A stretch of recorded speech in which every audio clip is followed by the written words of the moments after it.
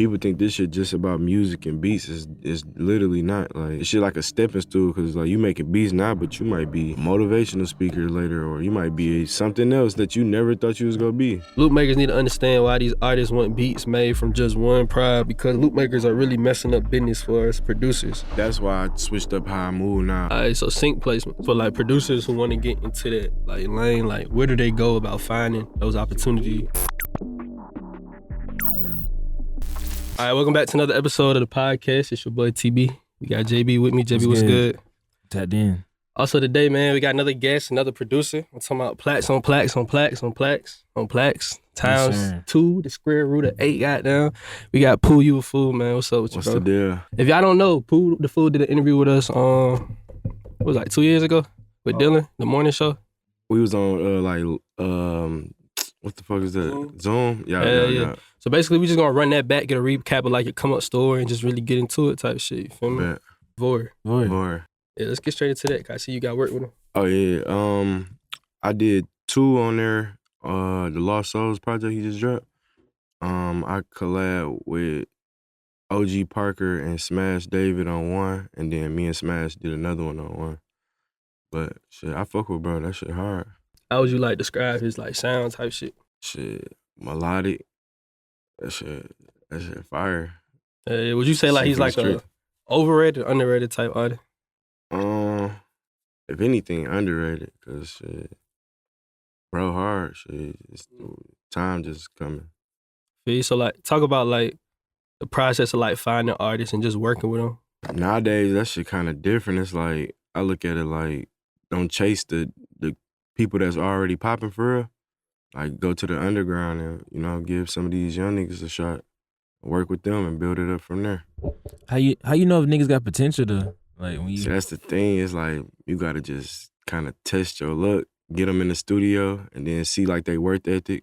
I've been in the studio with people that get high, make half a song, like oh yeah, he ain't got it. You see somebody else, they get in there, probably make one song, but shit, I done seen people get in the studio, they 7, 8 songs a day. You know what I'm saying?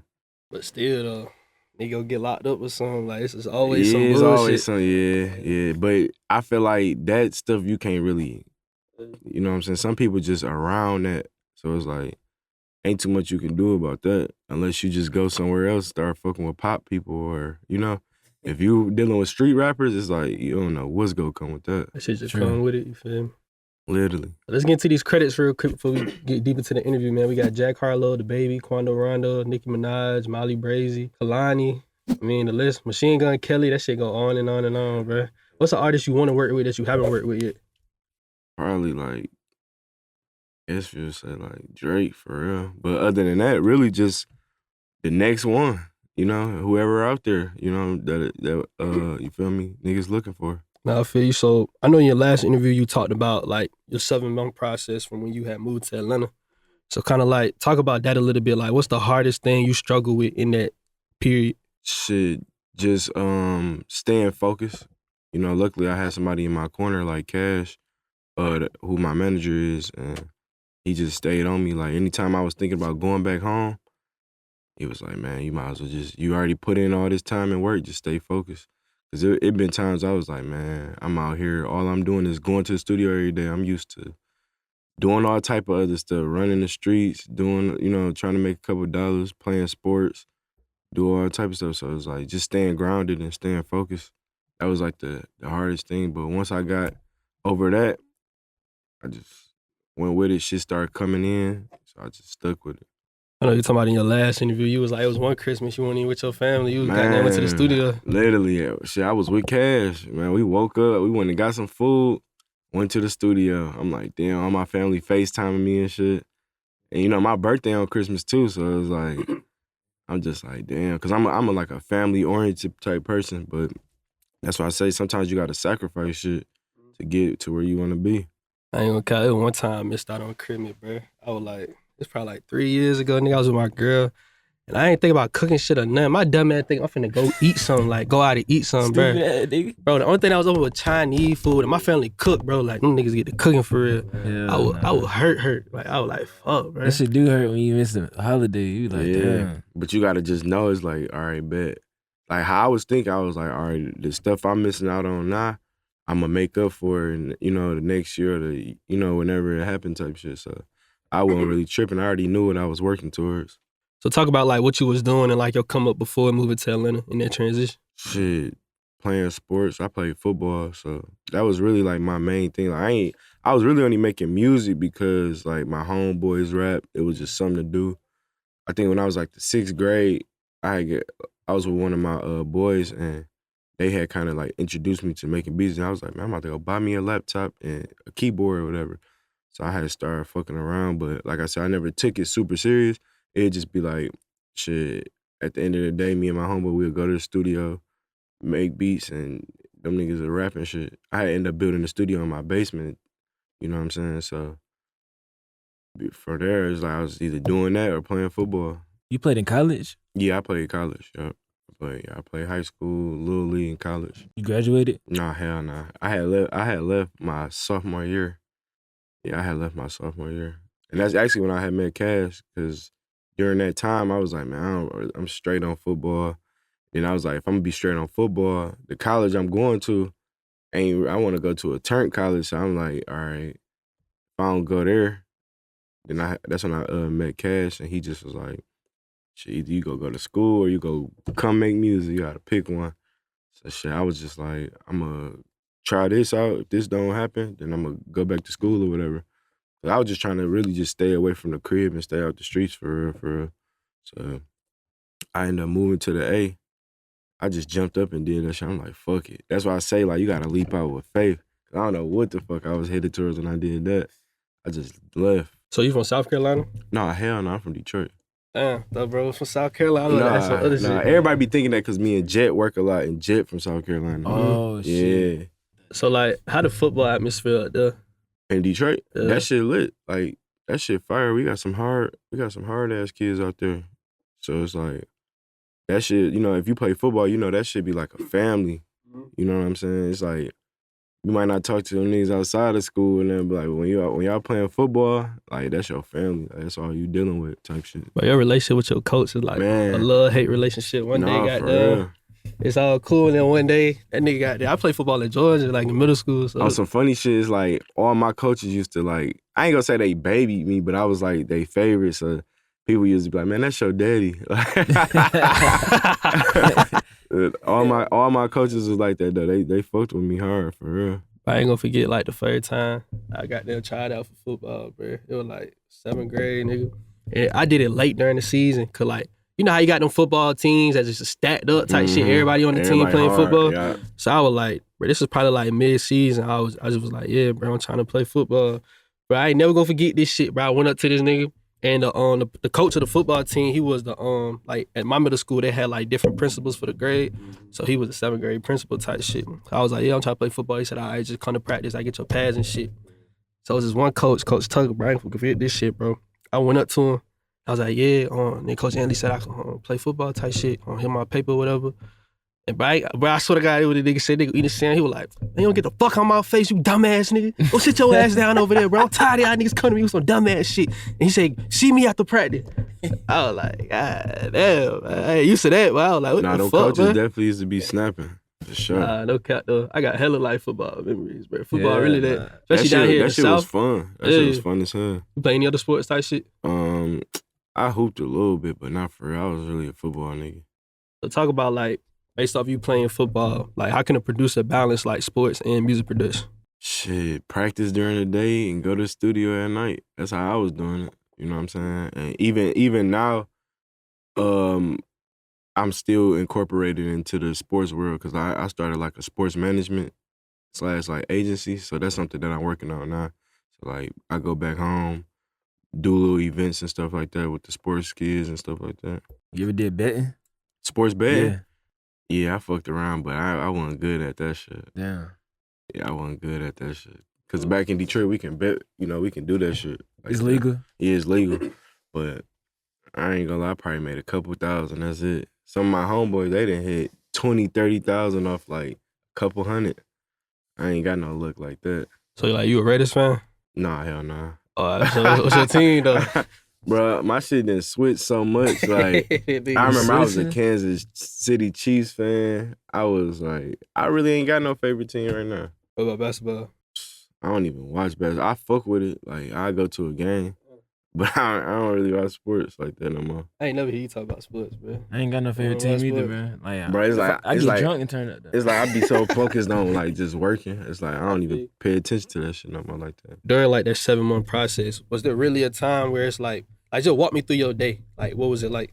Literally the same thing. Like I get, mind you, I'm staying on this girl I call my sister couch. I was sleeping on her couch, so I get up, shit. At that time, I had my boy either Grizz or I was with Kash, so one of them would come get me. We'd grab some food, and then we'd go straight to the studio. We'd leave the studio probably like 6, 7 in the morning. So I'm going in the crib, go to sleep, wake back up by like 12 or 1. Same thing. It literally was the same thing over and over for like a year. Really, like 2 years for real. Well, I say like a year, because after the first year, that's when I end up getting my own spot and shit. But you feel me? It was really the same shit. Like, that's why I was like, shit, Kash gave me an opportunity. He gave me a studio I ain't had to pay shit for. So shit, I just took advantage of that, you know? And just learned the ins and outs.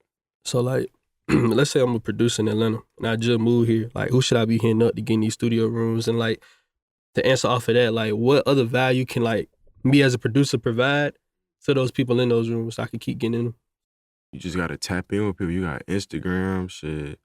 I feel like out here you can find somebody that's doing some type of music, whether it's one of your peoples and they just invite you to like a studio like this, and now you gotta start somewhere. So it's like, of course you might not get in the room with the biggest artists, but everything like a stepping stool. So you might meet bro, he know this nigga, so you gotta work your move. But when you do get into the rooms, you gotta have good energy. That's what's gonna make motherfuckers call you and be like, hey, pull back up, bro. You know what I'm saying? Like, you can be a good beat maker, but if your energy ain't right, niggas ain't gonna want to be around you. So it's like, that's really like the importance part. Like, some niggas be hard, but they be weird in the rooms. So it make niggas be like, man, I don't invite that nigga so weird. So some like weird vibes you be seeing niggas be doing? Just weird. Either a nigga talk too damn much, or like shit, or a nigga just don't talk at all. Like, some people just be like shy, scary, like, I don't know, just be like, you know, just weird shit. Like, I don't know. So I want to go off of that, because I know you said that was like a big thing in your last interview, that you was like an antisocial type of person. I was super anti. Like, how do you like overcome that? Well, me specifically, I overcame it because I missed out on certain opportunities by being anti, and then I realized, like, damn, I can't be like that, you know what I mean? So, and then I seen the motherfuckers who wasn't anti, like, they winning because they walking in the room, speaking up and building these relationships and shit. You ain't gonna get nowhere without relationships. So it's like, that's something that motivated me. Like, bro, I can't do that shit. Then I started practicing by talking to motherfuckers, talking to different people, being around different people. Now I'm having different type of conversations and shit. And that's really where I got it from. So like, those first impressions that you did kind of like leave like a weird vibe. Did you ever like redeem yourself when you was able to go back in that room? Yeah, you know, I had to come back for the little layup. Yeah, I didn't came back and just introduce myself properly. Such and such. And then a couple of the relationships, it's like, this go around had shit to talk about because I had placements and shit. So it was like, you know what I'm saying, it made sense. But the thing about life is just like, you gotta learn.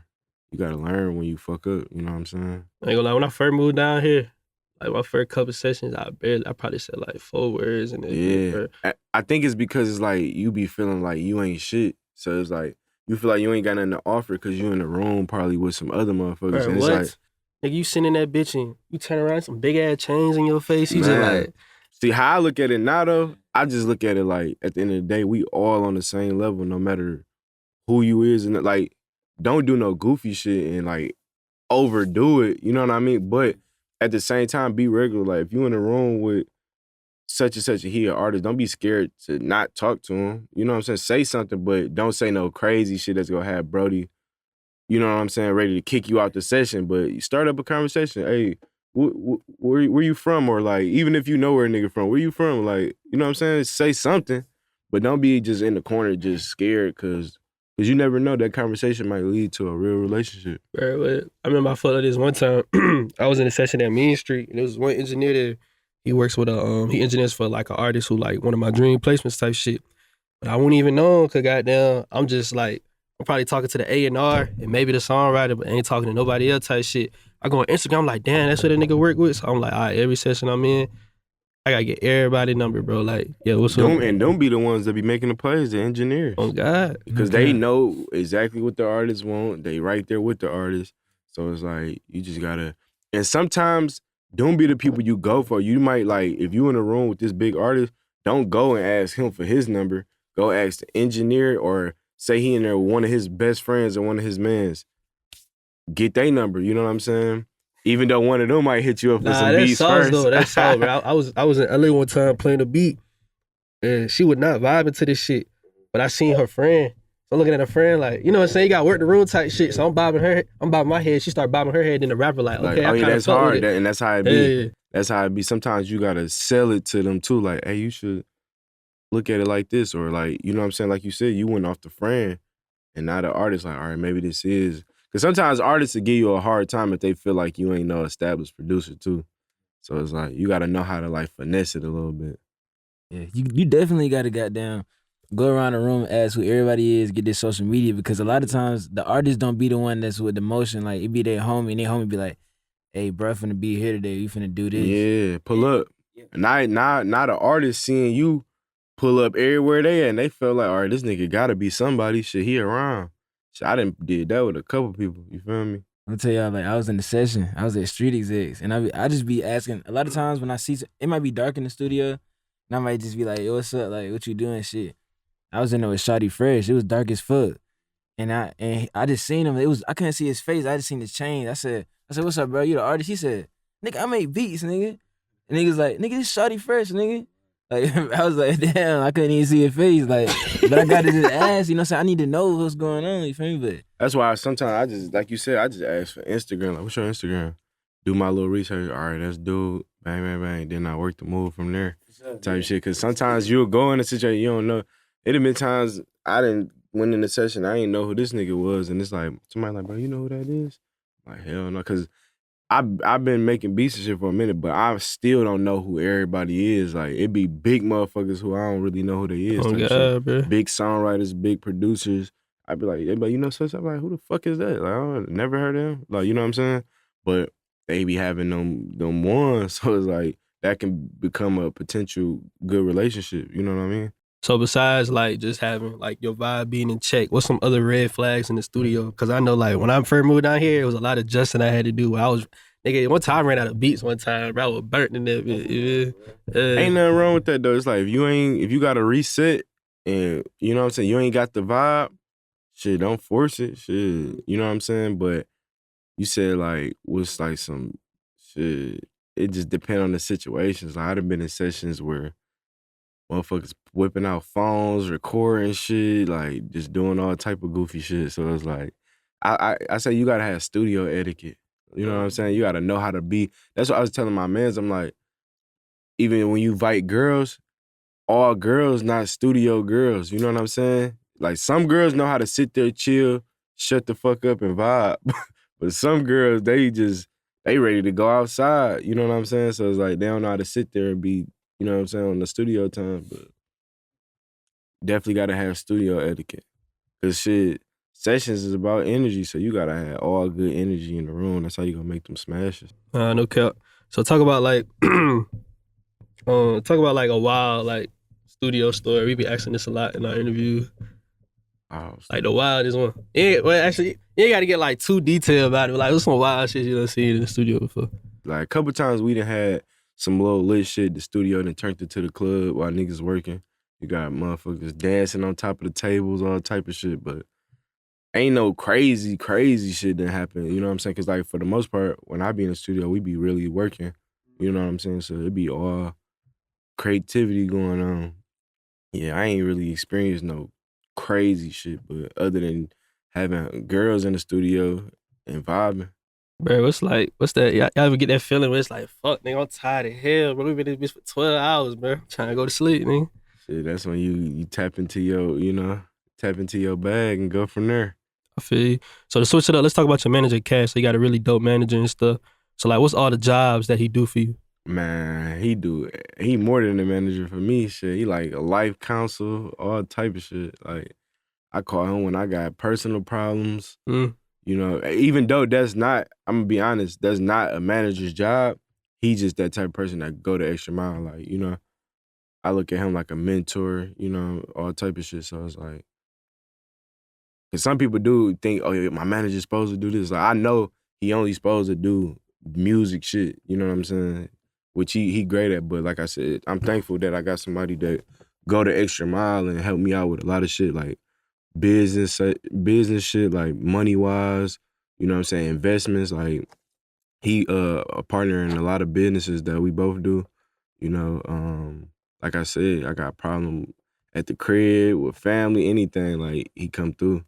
You know what I'm saying? So that's dope. Kash a real one. Like how he be like teaching producers, not just about your sound. No, Like, he for wants sure. you to just walk a better life. You know what I No, mean? for real.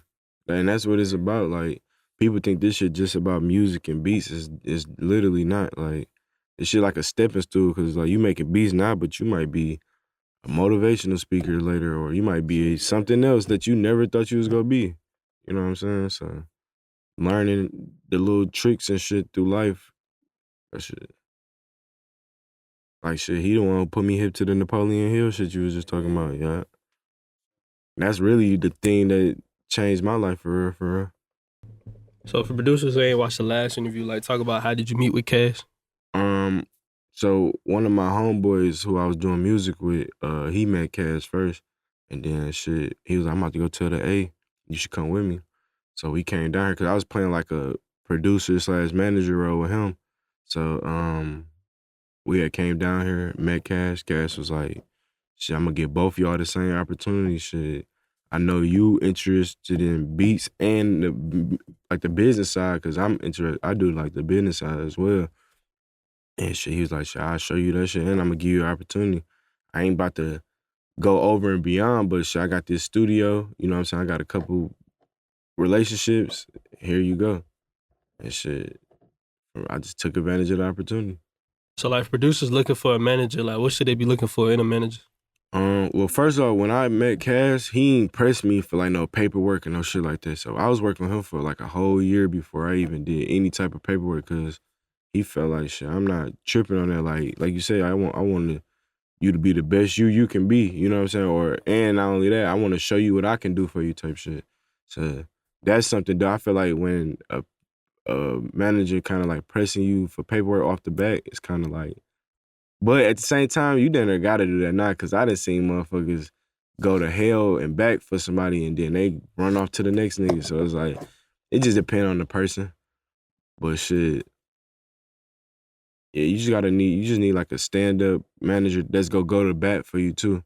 Cause like one thing too for Kash, he ain't about to play. Like he gonna go the extra mile to make sure all your business straight, you getting treated fairly, all that. So you just gotta test him out. Cause I definitely tested Kash out plenty of times. Like I'm from Detroit and we real stiff, so it's like we think down there everybody trying to finesse or get over. So I went through that stage with him and shit. I realized like, no, this nigga 100.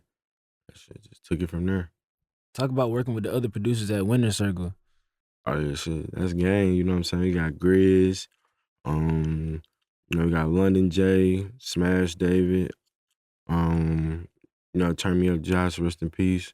But shit, everybody dope, you know what I'm saying? So it's like everybody just family, you know what I'm saying? We got our studio, everybody collab, and shit, great energy. What's the workflow like when you're in a producer group? Like, Well, we ain't no producer group, but you know what I'm saying? The workflow shit is just like, y'all know how it be when you collab.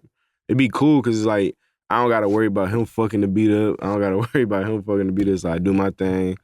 Bro go come in and add. You know, it's like everybody adding something that makes sense. You know what I'm saying? It's not like somebody just coming in just doing anything, or like I said, fucking the beat up type shit. So one thing like I feel like be beneficial is like, niggas ain't gonna fuck up no business. man, You know what I'm oh saying? yeah, that too. That's 100%. Like a lot of people I work with, like I know we good on the business end, because I try to be as fair as possible. I ain't trying to be like on no greedy shit, like nothing like that. So it's like everybody who I do business with be on the same type of time, so I don't even gotta worry about none of that shit.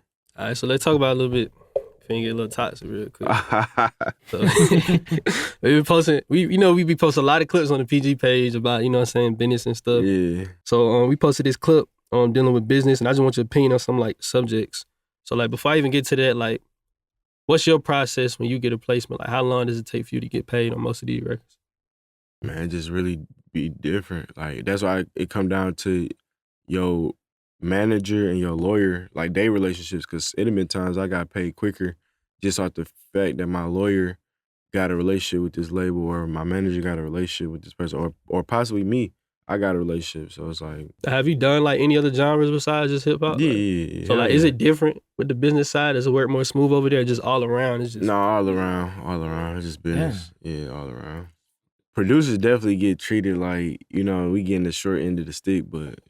And I look at it like this, like, I seen Southside say in $1 Million Worth of Game interview, he was like, bro, he just did some of the paperwork for those mixtapes back in 2015. Yeah. Nigga, Southside going through that. What makes you think niggas ain't, you know what I'm saying? Like, come on, bro. I'd be like that. I mean, I don't really got an answer or know why, but hopefully one day somebody step up and come up with some type of system to make that shit work smoother, because it's like, us as producers, shit, we gotta feed our families and eat too. We ain't trying to be waiting on our money. You know what I mean? We really some of the hardest working ones.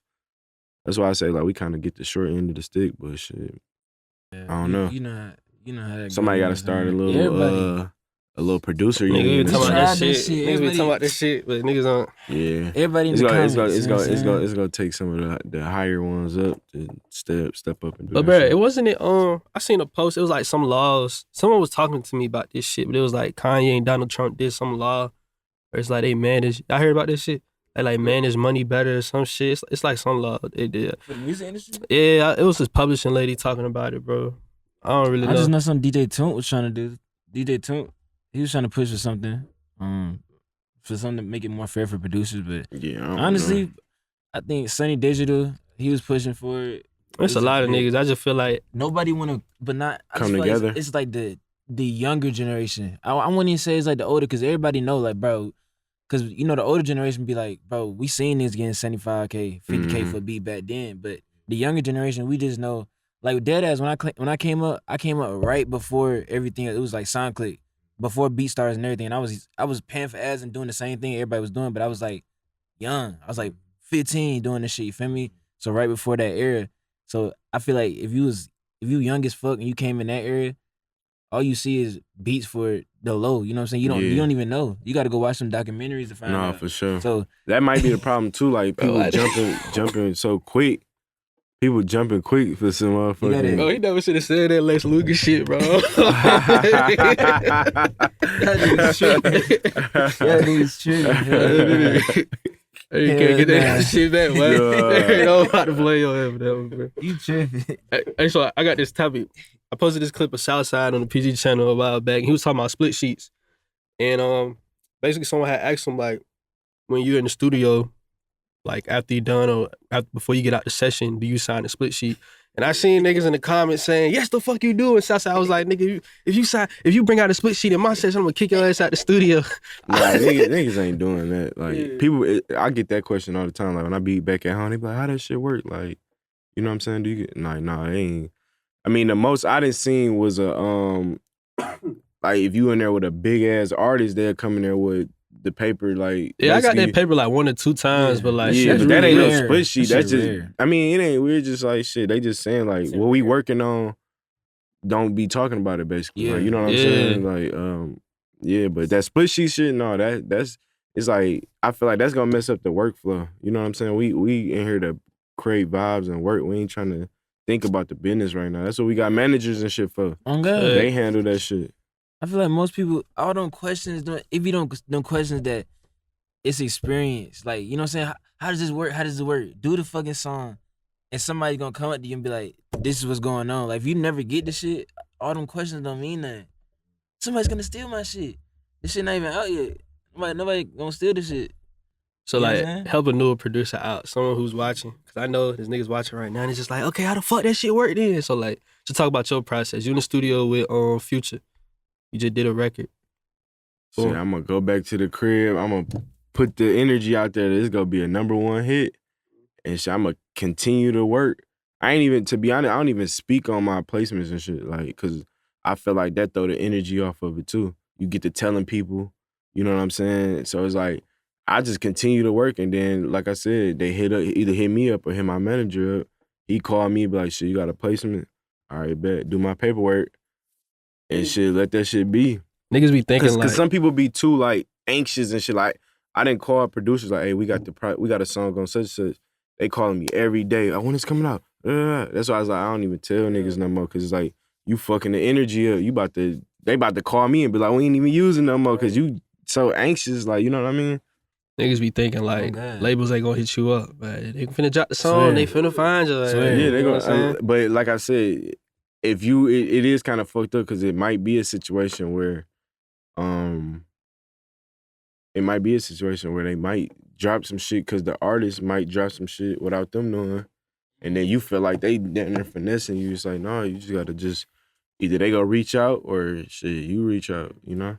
But like a lot of the conflict is really like the producer relationship. See what I'm saying? So like, okay, so boom, Academics posted this, and you know a rapper named Ruger from Chicago? Like, so he's like a kind of like a big time rapper now and shit, but basically he made a post and he was talking about like, bro, I'm not hopping on no beat with 5 producers on one beat and all y'all asking for 10K, like y'all get the fuck out of my face type shit. So Project X posted this this post, hold on. Let me pull it up. I ain't trying to mix it words. This dude made the GD song? The GD anthem shit. All right, so Project X posted, he said, loop makers need to understand why these artists want beats made from just one prod, because loop makers are really messing up business for us producers that are locked in and built relationship with these artists in real life. You making us look weird. And then he was just talking about how he had a situation where he used the loop and he know the artist real well. And basically the artist hit him and said, hey bro, this nigga asking for more than what everybody agreed on type shit. And he was just basically saying how like niggas be fucking up relationships. Yeah, so have you ever went through that type process? Yeah, I definitely have. That's why I switched up how I move now. I only deal with people that we already got an agreement how we about to go about stuff. Cause it do be situations where you like, bro, this is a relationship that's bigger than the money. So like, let's not focus on the, you know, everything fair what we doing. Let's not just think about just cause you got all your problems going on that you trying to get 10,000 out of, like, you know what I'm saying? Bro, budget might not be right there right now, or whatever the case is type shit. And so it's like, I definitely seen it, but like I said, now I kind of only deal with people that I already agree to, you know, a certain term or whatever. And that's why a lot of times producers should sign producers too. You know what I'm saying? Just work with your in-house team, because you already know what's going on. Keep everything in-house. I feel like a lot of issues just ain't really no transparency, communication at the same time. It's like, cause ain't nothing wrong with, cause back in the day, if you looked at them credits, it was hella producers on a lot of records. It's not that. It's just about coming together and understanding like, all right, we about to bust this bag down, or you did this, you go get this percentage, like just like you said, communicating, just understanding what it is, and don't take it personal. It's business. If you felt like this go around, you ain't get your fair share, just call bro up and have a conversation. So next time it'd be different type shit. You got motherfuckers trying to take songs down, all type of shit. So it's like, I ain't gonna lie though, it's some niggas out here like getting fucked for real. No, though, it's like, niggas out here getting fucked, but shit, try to learn from that lesson and just move forward different. If you feel like you getting fucked by this producer, stop dealing with him. Like, go work somewhere else. You know what I'm saying? Or try to understand the business. You know what I'm saying? Watch shit like this and listen to what motherfuckers saying. What, you know what I'm saying? About the business. Like, try to educate yourself, basically. If you feel like you getting finessed. So like, nigga play with you want to expose him? Huh? No, I ain't into all that exposing shit. Ain't into it? Nah. So, like, what would you do though? Like, as far as what though? Like, all right, let's say you don't have cash, or you know what I'm saying, you upcoming, you got this record and nigga just honing you on the split type shit, just honing you, like what you doing in that situation? I'm gonna go get a lawyer. Yeah, I'm gonna just go get a lawyer shit. Cause at the end of the day, the artists ain't the ones who dealing with that shit. It ain't the artists that's supposed to do the splits and shit. So why would I go on the internet and bash him and I know it ain't him? He don't know shit. He just making music. It's their team. So it's like, the next step is really just go get a lawyer that's gonna represent you. That's their job.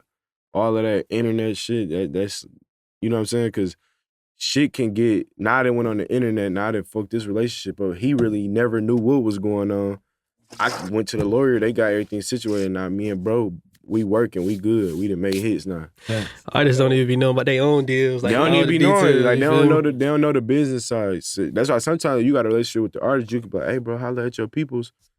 Have them get that shit right, and then they're pressed for that shit to get right. You know. I feel like that's the root of the problem. We in an unprofessional business. Yeah, it's like everybody's so emotional. Everybody want to go on the internet and shit. It's like, I ain't really like that shit. I handle my shit a little different, you know? You can't really push professionalism in this era unless you like, some niggas like Money Man make it look cool. You know what I'm saying? Some people make it look cool to push professionalism. Like, even people who trying to clown Russ, they might not like his music, but it's like him pushing ownership and shit. People be like, man, this nigga, who the fuck is Russ? But it's like people who, I look at it like this, people who understand it. Like, he probably make music for his type of people. You know what I'm saying? I'm a businessman and I done experienced other shit. So it's like, I get the both sides, the best of both worlds. So it's like, I fuck with bro when he say, go open this business up or invest into real estate. That shit hard to me.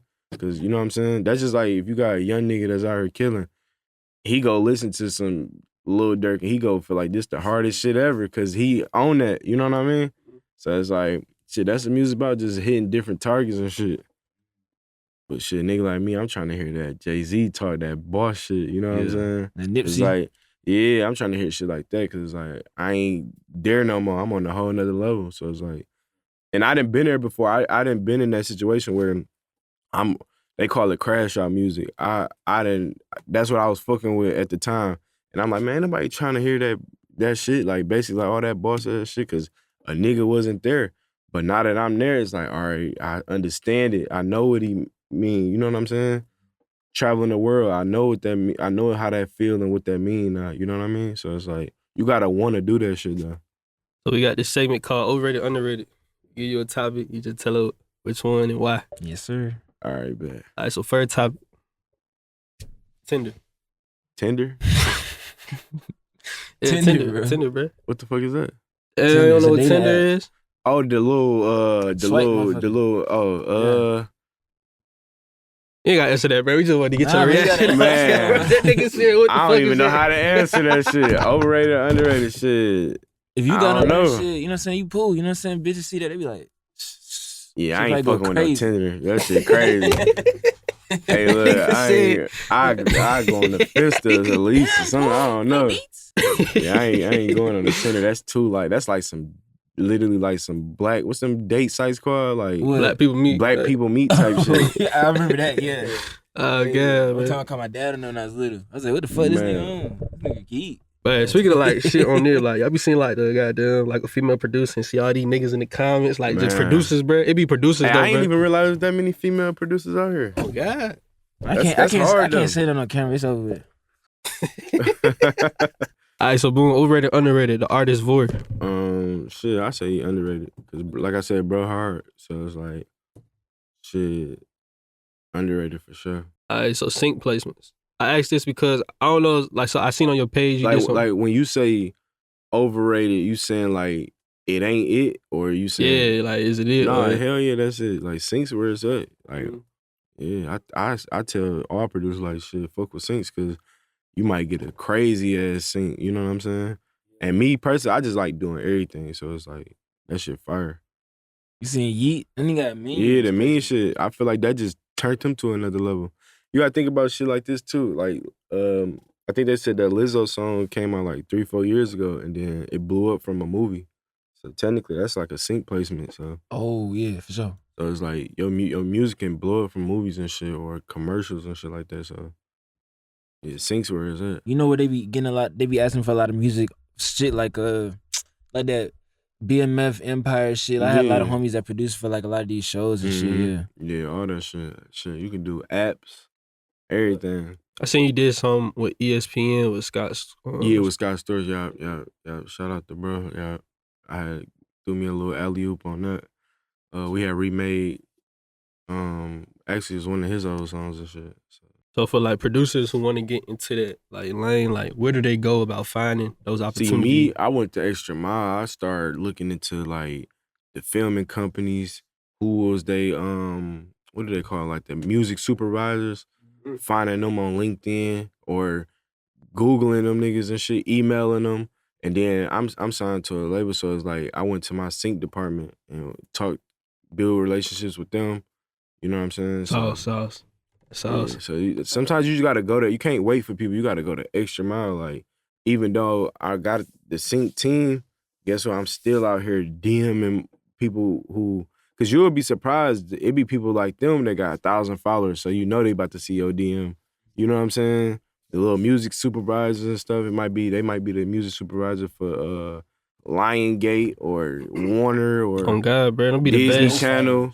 You know what I'm Songwriters saying? too, bro. It be niggas who bring out hits. You go on their page, it's like 4,000 followers. It's like, damn. Yeah, for real. And it's like I said, nowadays it's like you really want to just build instead of just trying to get to the top. You know what I'm saying? Because you might break some shit. You might break an artist or be with a songwriter that's about to break an artist. You know? You never like know. charity work. Yeah. Like charity work. You gotta do more than what you're getting paid for to get You paid. get what for you it. put into it. So if you grinding and you putting in hard work, bro, your shit go pay off. All right, man. So let's talk about this publishing deal.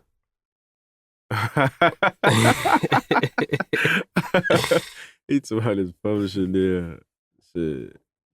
What about it? So like, just explain like your process with it, like your reason for signing the publishing deal and like red flags with signing one. I mean, shit.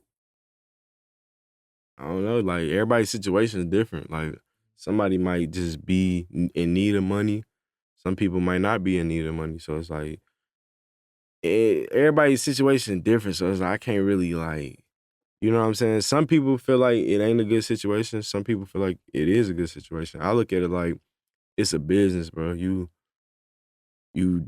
niggas start up businesses and they sell them shit. So it's like, publish, like, as long as you know what you gotta do. Like, some people get signed to labels and they feel like the label gotta do this. Like, no, go build your own relationships.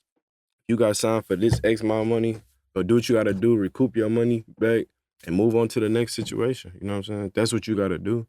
But like I said, some people already got their own relationships and they owe money, so they might not need no pub deal or whatever. But like I said, everybody's situation is different. I just be wondering, cause like I don't know that shit. I be getting like a 50-50 response. That's what I'm with saying. It be different. Like, some people say the one thing, and some people say the next. So that's why I say, like, it depends on you and your situation. Like, you might have a situation where you in need of money, and it's like they only trying to give you $250, $300. So it's like that's not saying that you made it and you rich as fuck. It's like you gotta do what you gotta do with that money, or use that money to be able to do what you move around and go meet with artists, and you know what I'm saying? So now you done turned that 300 to 1.5 million, you know what I'm saying? And you done recruit. So it's like that situation worked for you. But some niggas get that money, blow that shit, and then now they complaining. So it's like, you know, I look at it like I said, relationships. If you doing this, what you supposed to do, people go move how you want them to move. So it's really a rap for me. Feel me?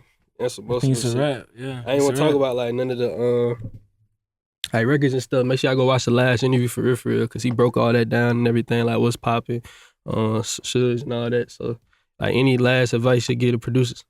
man, stay grounded, stay focused, and keep working, man. I feel like me and my boy Jet was talking about this the other day. Like, it's like people want shit to happen so fast nowadays. Like, I got people look at me like, man, that nigga just turned up out of nowhere, and it's like, nah. Niggas don't see that though. Niggas I don't really see. was like, you grinding for a minute, like, you know what I'm saying? People just ain't see it. You know what I'm saying? And that be the thing with these new producers, because I might sign a producer and they want the success that I got, but it's like, bro, you not working nearly as hard as I was working. You know what I'm saying? You just trying to get all the perks, but you ain't putting the work in. So it's like, that's really where it come down to, for real. But yeah, just stay focused, stay grounded, and keep working. Go the extra mile for yourself. How would you say, for the producers out here that's out here just trying to just stay in the present and working, how do you stay away from, like, not stay away from, but ignore the distractions, which is like people flexing, making it seem like it's overnight, you know what I'm saying? All the false information. How You gotta just just stay tell in the zone? yourself, you gotta be comfortable within yourself and tell yourself, like, my time coming. That's how I used to do it. Like, I went from, like, having money to not having money to, you know what I'm saying, having it again. But during that time I didn't have it, I got people around me that got money, and I'm just staying focused within myself. Like, I know I'm about to run it back up anyway. I ain't tripping. So I could have took that as a distraction. Like, man, I'm about to run back to the streets. And it's like, nah. I just was like, I want something more. I want something bigger. You know what I'm saying? So. Don't be one of them niggas that be like, my time coming, but just sitting on your time. Sitting on your time, like waiting, like your time coming, but every day try to make that time come, like do something towards that. Cause some people will sit back like, man, my time come, I'm just, and it's like, niggas man, your time go be 20 years. Like, manifest still. Yeah. I was about to say that. Niggas manifest and just be like, yeah, man, I'm finna get $1 million tomorrow, and then it's like, that's one thing. That's one thing Kash used to tell me though. He's like, bro, you can get the same shit you can get in 10 years and 6 months if you put the work into it. Everybody responsible for what they got going on right now. Don't ask for the money. Ask for the tool. And then when you get the tool, use the tool. Really don't even chase money. Just chase like what you want to do. Like chase your passion and shit. The money go come. It's like gonna be magnetic. Yeah. Money go come for sure. You gotta just focus on what you want in life. Cause you ask a lot of people like, what you want in life? They're like, shit, I want to be rich. I want to have money. It's like, all right, what you gonna do to get that shit? Cause that shit ain't about to just come without a plan. Bro, you get it. You don't even got down.